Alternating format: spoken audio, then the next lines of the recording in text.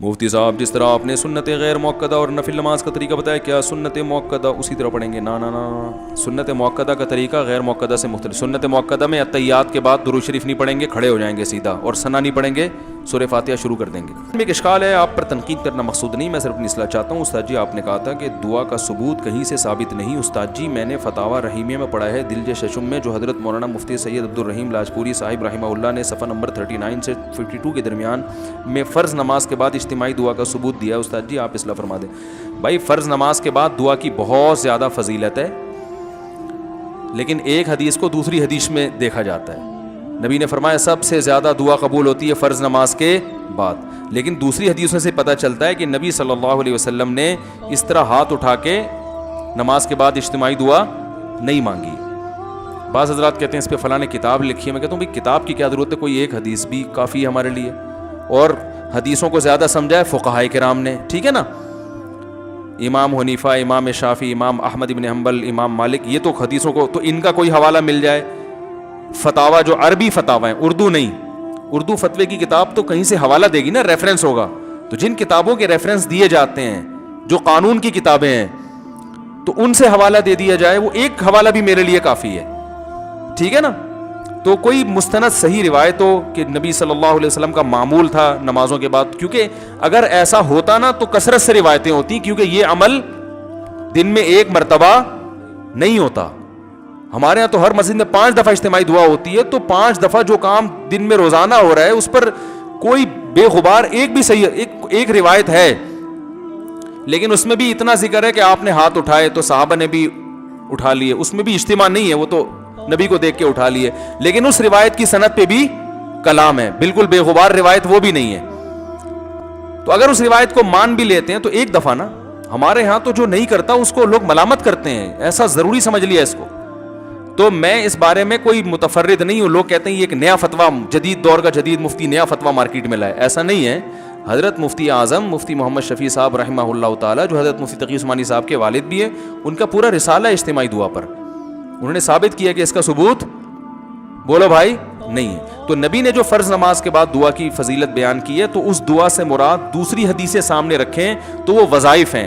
وظیفہ اس دعا کو کہتے ہیں جس کے کلمات مقرر ہوں, جیسے اذان کے بعد کی دعا. تو اب اذان کے بعد یہ تھوڑی کہ ہاتھ اٹھا کے دعا مانگنا شروع کر دو, بلکہ اذان کے بعد کی دعا وہ کون سی؟ اللہم رب ہذہ الدعوۃ التامہ والصلاۃ القائمہ آتی محمد الوسیلۃ والفضیلہ وبعثہ مقاما محمود الذی وعدتہ انک لا تخلف الميعاد. اس میں بھی الدرجۃ الرفیعہ وغیرہ جو لگاتی ہے ثابت نہیں ہے. تو یہ وظیفہ ہے, وظیفہ کا مطلب مقرر کلمات. تو فرض نماز کے بعد آپ صلی اللہ علیہ وسلم سے وظیفے ثابت ہیں, ان وظیفوں کو دعا سے تعبیر کیا گیا ہے. وہ وظیفہ کیا ہے؟ اللہم انت السلام ومنک السلام. اسی طرح آیت الکرسی پڑھنا, اللہم لا مانع لما اعطیت. تو ان چیزوں کو دعا سے تعبیر کیا گیا ہے. سمجھ رہے کہ نہیں سمجھ رہے؟ تو پھر بھی میں کہتا ہوں کہ یہ ہماری رائے ہے, اگر اس میں کوئی دوسرا ہماری رائے سے اتفاق نہیں کرتا تو نہ کرے. علماء کا تو اختلاف ہوتا ہے نا, لیکن طنز نہ کریں, جیسے میں طنز نہیں کر رہا.